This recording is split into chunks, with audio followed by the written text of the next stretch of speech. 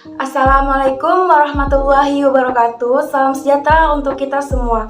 Shalom, Om Swastiastu, Namo Buddhaya, salam kebajikan. Kami dari kelompok 5 mata kuliah kewarganegaraan dengan dosen pengampu Bu Fitri Kurnianingsi. Di video kali ini kami akan membahas dan menjelaskan sedikit mengenai pendidikan kewarganegaraan untuk perguruan tinggi. Sebelum melanjutkan pembahasan, izinkan kami kelompok 5 memperkenalkan diri kami terlebih dahulu. Yang pertama ada saya Mary Sarani dengan NIM 2105020004. Perkenalkan, nama saya Anggia Sagita dengan NIM 2105020005. Perkenalkan, nama saya Nelinia Aulija dengan NIM 2105020008. Perkenalkan, saya Lili Sukmawati dengan NIM 2105020024. Perkenalkan, nama saya Joko Prestian, NIM saya 2105020028. Perkenalkan, nama saya Hajar Lutfia dengan NIM 2105020042.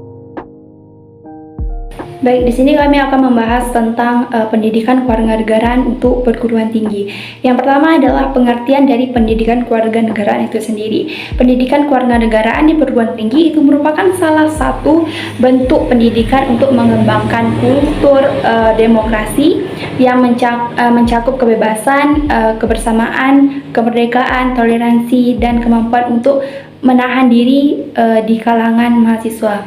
Yang kedua adalah mengenai tujuan pendidikan kewarganegaraan, di mana setiap mata kuliah tentu itu memiliki tujuan agar mahasiswa itu memiliki sejumlah kompetensi tertentu, yaitu telah ditetapkan dalam hal ini. Kompetisi yang diharapkan itu dalam mata kuliah pendidikan kewarganegaraan adalah agar mahasiswa itu menjadi ilmuwan dan profesional yang memiliki rasa kebangsaan dan cinta tanah air, demokrasi, berkeadilan, memiliki daya saing, berdisiplin, berpartisipasi aktif, dan juga membangun kehidupan yang damai berdasarkan sistem nilai Pancasila. Dan juga menurut Undang-Undang Dasar Nomor 20/2003 itu tentang sistem pendidikan nasional, itu di mana pasal 35 Undang-Undang Dasar Nomor 12/2012 itu mengenai tentang pendidikan tinggi, pendidikan kewarganegaraan dimaksud itu peserta didik memiliki rasa kebangsaan dan cinta tanah air. kompetensi, visi, dan misi pendidikan kewarganegaraan.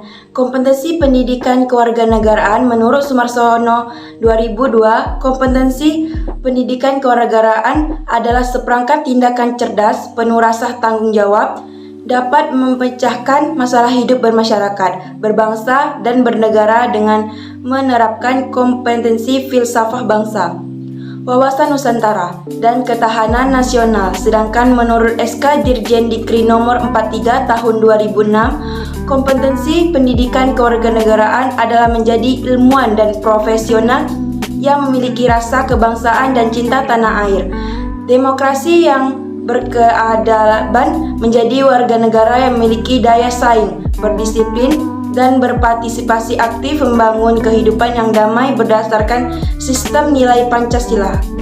Visi pendidikan kewarganegaraan. Visi mata kuliah pengembangan kepribadian merupakan sumber nilai dan pedoman dalam pengembangan dan penyelenggaraan program studi, guna mengantarkan mahasiswa menetapkan kepribadiannya sebagai manusia Indonesia seutuhnya. Misi pendidikan kewarganegaraan. Misi pendidikan kewarganegaraan adalah membantu mahasiswa menetapkan kepribadiannya agar secara konsisten mampu mewujudkan nilai-nilai dasar Pancasila. Dengan visi di atas, kiranya pendidikan kewarganegaraan merupakan peran penting dalam menetapkan atau memaparkan mahasiswa seutuhnya, dalam arti memiliki keutuhan dan keterpaduan antara kemantapan unsur rohani serta unsur jasmani, sejahtera lahir dan batin. Pengalaman nilai-nilai Pancasila ini dapat dilalui berbagai jalur, salah satunya adalah melalui pendidikan. Oleh karena itu, melalui pendidikan, kita sebagai warga negara diharapkan mahasiswa dapat memahami serta mengamalkan nilai-nilai yang ada di Pancasila dan kehidupan pribadi, keluarga, bermasyarakat, serta bangsa dan bernegara. 4. Landasan hukum pendidikan kewarganegaraan. 1. Undang-Undang 1945, pembukaan Undang-Undang 1945, alinea kedua dan keempat, pasal 27, pasal 30 ayat 1, dan pasal 31 ayat 1. Yang kedua yaitu TAP MPR nomor 2 /MPR /1999. Yang ketiga, Undang-Undang nomor 3 tahun 2002 tentang pertahanan negara. Yang keempat, Undang-Undang nomor 20 tahun 2003 tentang Sisdiknas. Yang kelima, Undang-Undang nomor 12 tahun 2012 tentang pendidikan tinggi.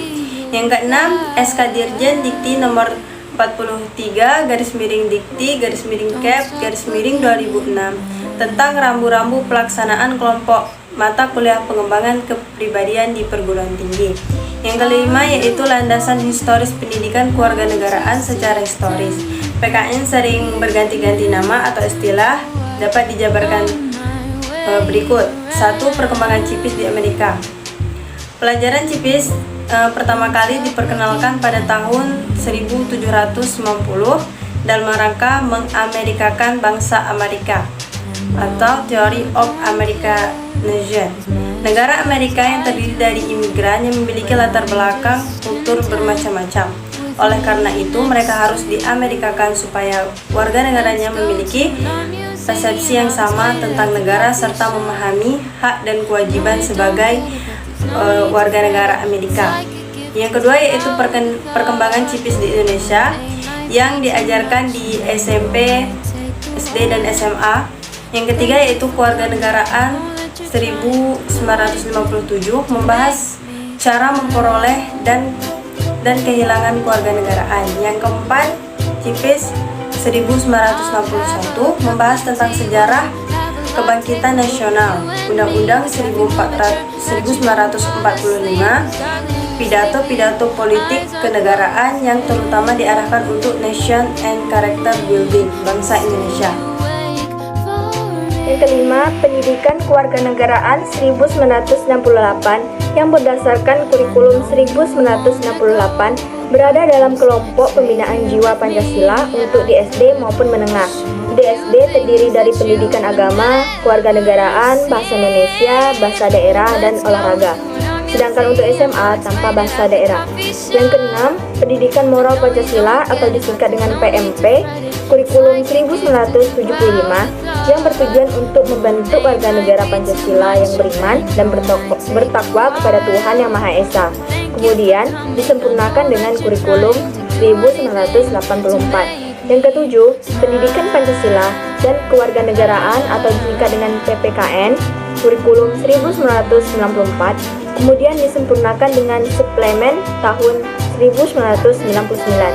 Yang kedelapan, perkembangan pendidikan kewarganegaraan yang diajarkan di perguruan tinggi, pendidikan kewirausahaan mulai diselenggarakan sebagai kurikulum pendidikan tahun 1973 sampai 1974.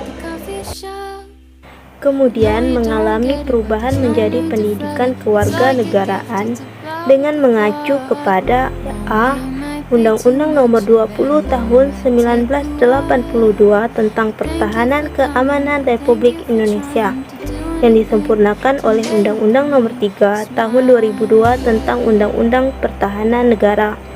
B. Undang-Undang Nomor 2 Tahun 1982 tentang Sistem Pendidikan Nasional.